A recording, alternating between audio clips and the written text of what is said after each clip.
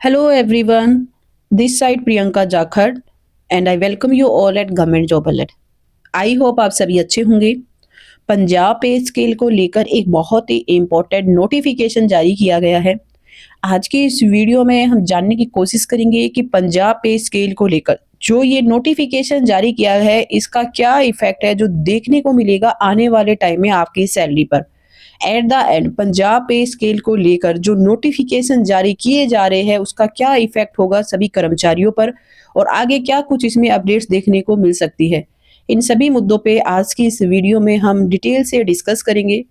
इससे पहले अगर आप इस चैनल पे पहली बार आए हो तो चैनल को जरूर सब्सक्राइब कीजिएगा।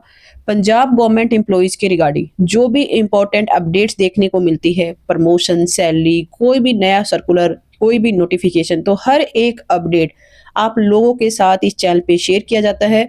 तो चैनल को जरूर सब्सक्राइब कीजिए और अपने साथी कर्मचारियों के साथ भी जरूर शेयर कीजिए। अगर हम लेटर की बात करें तो लेटर जारी किया गया है पंजाब पे स्केल की रिगार्डिंग और ये लेटर जारी किया गया है 6 मार्च 2025 को, यानी कि कल की डेट में ही नोटिफिकेशन जारी किया गया है। और अगर मैं बात करूं लेटर की, देखिए आप सबको पता है कि स्टार्टिंग ऑफ द ईयर इसी साल जनवरी मंथ में पंजाब गवर्नमेंट ने एक नोटिफिकेशन जारी किया था।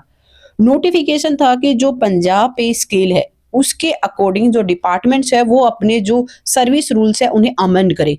इसी को लेकर एक बहुत ही इंपॉर्टेंट नोटिफिकेशन जारी किया गया था और इसी सीरीज में देखिए कहीं ना कहीं जो इंपॉर्टेंट स्टेप्स है वो अब लिए जा रहे हैं।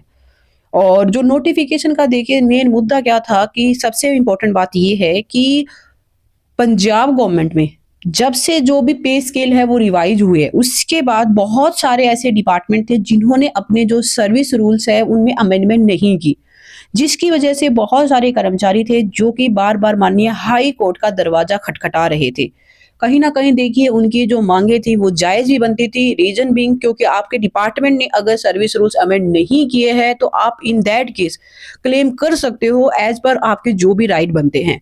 तो ऐसे में लेकर बहुत सारे जो कोर्ट केस है जो कि माननीय हाई कोर्ट में एट प्रेजेंट भी चल रहे हैं और उनके ऊपर जो भी टाइम टू टाइम अपडेट होती है वो आप लोगों के साथ इस चैनल पे शेयर की गई है।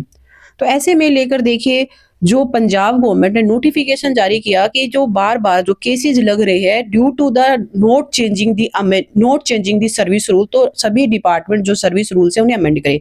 अगर हम इसे छोटे से क्रक्स में अगर समझने की कोशिश करें तो देखिए दिक्कत कहाँ है। दिक्कत ये है कि एक गवर्नमेंट एम्प्लॉय जो कि रिक्रूट होता है डायरेक्ट रिक्रूटमेंट से, मान लेते हैं कि एक कैंडिडेट है वो रिक्रूट होता है 2023 में, डायरेक्ट रिक्रूटमेंट के थ्रू रिक्रूट होता है किसी भी क्लरिकल पोस्ट के लिए। ऑन द अदर हैंड एक कर्मचारी है जो कि उससे कुछ टाइम पहले ही इससे लोअर लेवल की जो रैंक पे रिक्रूट हुआ, 23 में उस कैंडिडेट की प्रमोशन हो जाती है और प्रमोशन होने के बाद जो इस कैंडिडेट का प्रमोशन हुआ है उसकी सैलरी ज्यादा बनती है एज कंपेयर टू उस कर्मचारी की जिसकी डायरेक्ट रिक्रूटमेंट हुई है। और यहाँ पे देखिए मैं टाइम में जो गैप है उसे जरूर मेंशन करना चाहूंगी कि टाइम गैप बहुत बहुत कम है। हाँ, अगर किसी कैंडिडेट की रिक्रूटमेंट बहुत साल पहले हुई थी और अब उसका प्रमोशन हो रहा है, नो डाउट वो सैलरी का हकदार बनता है, उसकी सैलरी एक्चुअल में ज्यादा ही बनेगी। हम इस तरीके से कंपैरिजन नहीं कर सकते, साल पहले लगे कर्मचारी की तनख्वाह आज के जो लगे कर्मचारी की इक्विवेलेंट हो नहीं हो सकती। बट यहाँ पे टाइम गैप कम होने के बावजूद भी बहुत सारे कर्मचारियों को ये दिक्कत देखने को मिल रही थी कि उनकी सैलरी उन लोगों से कम है जो कि उनसे कुछ टाइम पहले ही रिक्रूट हुए हैं। Reason only for the Punjab pay scale कि पंजाब पे स्केल में जो अमेंडमेंट की गई उसी वजह से ये इश्यूज देखने को मिले कि पहले जो थे वो पंजाब पे स्केल कुछ अलग थे और उसके बाद उन्हें अमेंड कर दिया गया। ऐसे में जो कर्मचारी है वो टाइम टू टाइम माननीय हाई कोर्ट जाते हैं और उसके बाद जो केसेस लगते हैं, एक सीरीज चलती है पूरे केसेस की। पंजाब सरकार नोटिफिकेशन जारी करती है कि जो रूल्स है उनमें अमेंडमेंट की जाए ताकि जो कर्मचारी है वो माननीय हाई कोर्ट बार बार ना जा पाए और इस तरह की जो प्रॉब्लम है वो ना देखने को मिले। अब देखिए ये कितना सही है कितना गलत है, ये इसके ऊपर आप सभी अपने वैल्यूएबल पॉइंट जरूर शेयर कीजिएगा कि इस तरीके से जो अमेंडमेंट अब किए जा रहे हैं इससे जो कर्मचारियों पर जो इफेक्ट है वो देखने को मिलेगा, उससे आप कहाँ तक सेटिस्फाई हो। क्या सरकार को इस तरीके से इस टाइम रूल्स में अमेंडमेंट करनी चाहिए थी या नहीं करनी चाहिए थी? आप सभी अपने वैल्यूएबल व्यू पॉइंट जरूर शेयर कीजिएगा। तो इसी को लेकर देखिए डिफरेंट डिपार्टमेंट्स ने अब अपने जो रूल्स है उन्हें अमेंडमेंट करनी स्टार्ट कर दी है, जिसमें अगर मैं बात करूँ ऑलरेडी जो पीएसपीसीएल है उन्होंने अपने जो रूल्स है अमेंडमेंट कर दिए हैं। डायरेक्टली एक नोटिफिकेशन जारी कर दिया गया है कि जो भी एम्प्लॉय 2020 के बाद जो भी कर्मचारी जो रिक्रूट हुए हैं डायरेक्ट रिक्रूटमेंट से, उनकी जो सैलरी है वो बनेगी 7th पे स्केल के अकॉर्डिंग। 7th पे स्केल के अकॉर्डिंग अब उनकी सैलरी बनेगी। और ऐसे में ही देखिए जो एजुकेशन डिपार्टमेंट है उन्होंने भी अपना जो गज़ट है वो जारी कर दिया गया है। और गज़ट में देखिए 6 मार्च को ये गज़ट पब्लिश हुआ है और इसी डेट से इसे इम्प्लीमेंट भी किया जाएगा as it is already mention in this notification. तो इस सबसे पहले तो मैं आपको ये बिल्कुल क्लियर कर दूँ कि काफ़ी ऐसे कर्मचारी थे जिनका मानना था, जिनका सोचना था कि शायद जो अब अमेंडमेंट किए जाएँगे, इनके बाद उनकी जो सैलरी है उसमें कुछ चेंजेज़ देखने को मिलेंगे। उनकी सैलरी शायद बढ़ा दी जाएगी, ऐसा काफ़ी कर्मचारियों का मानना था। तो देखिए यहाँ पे ऐसा कुछ भी नहीं है। बेसिकली बिल्कुल एक तरीके से क्लियरिटी कर दी गई है कि अब आपका जो पे स्केल है ये रहेगा, आपकी बेसिक ये रहेगी और आगे इसमें किसी तरह के जो चेंजेज़ होंगे वो बाद में जब भी सरकार डिसाइड करेगी उसी के अकॉर्डिंग देखने को मिलेंगे। फिलहाल एक तरीके से एक क्लियरिटी जारी कर दी गई है, एक क्लेरिफिकेशन ये जारी की गई है। दूसरा सबसे इम्पोर्टेंट बात देखिए, मुद्दा क्या था? क्यों कोर्ट केसेज़ हुए? क्यों ये अमेंडमेंट करने की ज़रूरत पड़ी? इसके ऊपर मैंने ऑलरेडी आपको बता दिया है कि क्या मेन रीज़न रहा इन सब अमेंडमेंट को अभी जारी करने का। तो अगर हम बात करें, सबसे पहले अगर हम बात कर लेते हैं एजुकेशन डिपार्टमेंट में सेंटर हेड टीचर की। हेड टीचर का जो पे लेवल है वो है 10 और जो बेसिक सैलरी रहेगी वो रहेगी 35,400 जो रिक्रूटमेंट हुई है जिनकी भी इस डेट के बाद 2020 के बाद, क्योंकि देखिए इसी डेट को लेकर मेन इशू था, सबसे ज़्यादा इशू इसी डेट को लेकर था। अब आप देख पाओगे कि पहले भी जो सेंटर हेड टीचर की सैलरी यही थी, अब भी यही है, बस मैंने बताया एक क्लियरिटी जारी कर दी है कि आगे कुछ और इशू देखने को ना मिले। बाकी आप अपने डिस्ट्रिक्ट वाइज यहाँ से सेंटर हेड टीचर की जो वैकेंसी है वो देख सकते हो, आपके लिए बेनिफिशियरी हो सकती है जो भी टीचिंग काडर की या फिर जो एजुकेशन डिपार्टमेंट के जो भी कर्मचारी जो अभी इस वीडियो को देख रहे हैं। अब नेक्स्ट बात करते हैं हम हेड टीचर की। देखिए हेड टीचर की जो सैलरी जो डिसाइड की गई है, जो बेसिक सैलरी रहेगी वो रहेगी 29,200 और जो पे लेवल रहेगा ये रहेगा 8। अब हो सकता है कि कुछ कैंडिडेट को या फिर कुछ कर्मचारियों को पे लेवल को लेकर भी काफ़ी कन्फ्यूजन हो। देखिए पहले होता था ग्रेड पे और अब क्या है डायरेक्टली डिसाइड कर दिया गया है लेवल और लेवल 8 की पोस्ट है हेड टीचर। बाकी ग्रेड पे और लेवल में क्या डिफरेंस है इसके ऊपर हम फर्दर कभी किसी और वीडियो में डिस्कस करेंगे। एक्चुअल में पे लेवल क्या होता है, पे ग्रेड क्या होता है, ग्रेड पे क्या होता है, इन सब के ऊपर हम किसी और वीडियो में डिस्कस करेंगे और ये भी बिल्कुल अच्छे से समझेंगे कि किस तरीके से ग्रेड पे आपकी सैलरी को इफेक्ट डालता है, किस तरीके से पे बैंड है वो डिसाइड किए जाते हैं, पे लेवल क्या है, इन सब पे बिल्कुल अच्छे से डिटेल से डिस्कस किया जाएगा उस वीडियो में। तो नेक्स्ट हम बात कर लेते हैं ईटीटी टीचर की, यानी कि जूनियर बेसिक टीचर की। देखिए आप देख पाओगे इनकी जो बेसिक सैलरी है वो 29,200 और पे लेवल है 8। पे लेवल 8 के अकॉर्डिंग इन्हें सैलरी दी जाएगी। ये देखिए जो फिलहाल जो पंजाब पे स्केल चल रहा है उसी के अकॉर्डिंग जो नोटिफिकेशन जारी किया गया है और साथ में जो वैकेंसीज की डिटेल है वो भी जारी कर दी गई है, आप ये भी नोटिस कर सकते हो।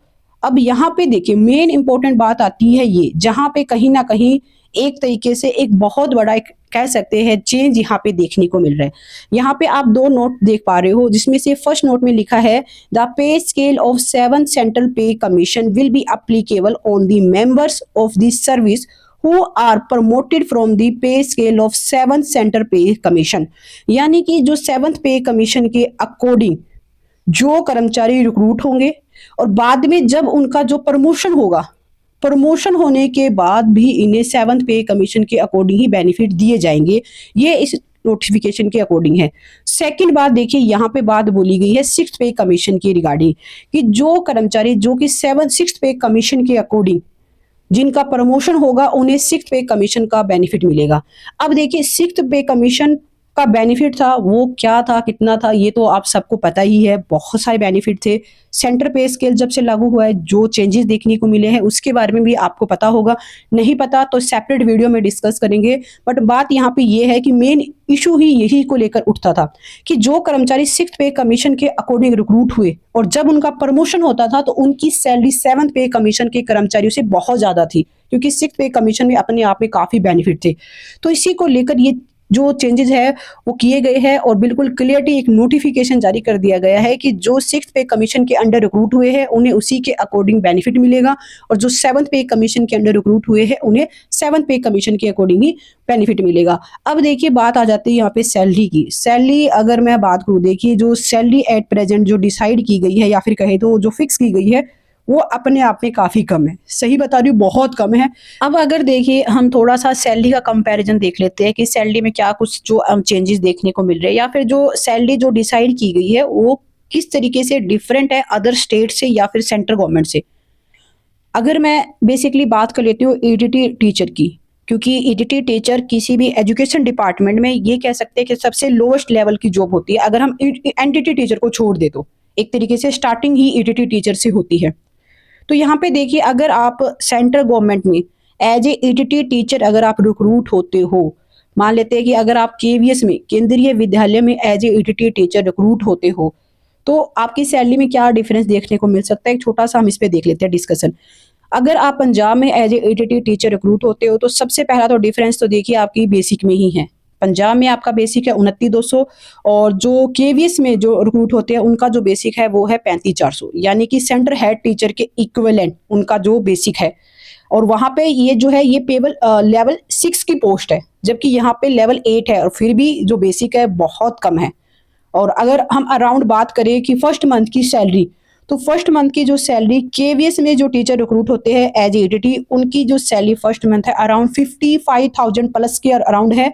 और यहाँ पे आपको जो फर्स्ट मंथ सैलरी मिलेगी वो अराउंड 25,000 के अराउंड एक लमसम अमाउंट आपको पे की जाएगी।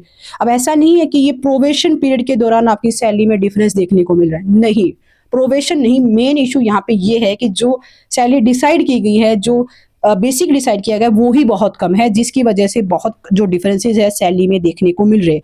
यानी कि जहां पे यहाँ पे आपको एक लमसम अमाउंट पर मंथ देखने को मिलेगी, उतने तो केवीएस में सिर्फ अलाउंसेज ही है। जितनी आपको सैलरी यहाँ पे पर मंथ मिलेगी, उतने तो केवीएस में पर मंथ आपको अलाउंसेज देखने को मिल रहे हैं। एक फर्दर वीडियो में हम इसी मुद्दे पे डिस्कस करेंगे कि जो पंजाब गवर्नमेंट एम्प्लॉयज के जो कर्मचारी है उनकी सैलरी, और जो सेंट्रल गवर्नमेंट के जो एम्प्लॉयज है या फिर जो डिफरेंट स्टेट्स के जो एम्प्लॉयज है उनकी सैलरी में क्या कुछ डिफरेंसेस है। डिफरेंस के ऊपर एक डिटेल से वीडियो हम डिस्कस करेंगे कि जितने भी पंजाब गवर्नमेंट के डिफरेंट डिपार्टमेंट्स में वर्किंग एम्प्लॉयज है और जो अदर स्टेट्स के या सेंट्रल गवर्नमेंट के जो एम्प्लॉयज है उनकी सैलरी में एट द एंड क्या डिफरेंस है, बेसिक में क्या डिफरेंस है, अलाउंसेज में क्या डिफरेंस है, उस वीडियो में हम डिटेल से डिस्कस करेंगे। तो ये देखिए, ये एक पे स्केल को लेकर एक नोटिफिकेशन जारी किया गया है एजुकेशन डिपार्टमेंट का, और आने वाले टाइम में आपको जो अदर्स डिपार्टमेंट है वहां पे नोटिफिकेशन है वो देखने को मिल सकते हैं। As I already told you कि पीएसपीसीएल ने नोटिफिकेशन ऑलरेडी जारी कर दिया है, तो कुछ दिनों में आपको और जो फर्दर डिपार्टमेंट्स है वहां पे नोटिफिकेशन देखने को मिल सकते हैं। जो भी अपडेट आएगी इसके रिगार्डिंग, वो अपडेट आप लोगों के साथ इस चैनल पे शेयर कर दी जाएगी।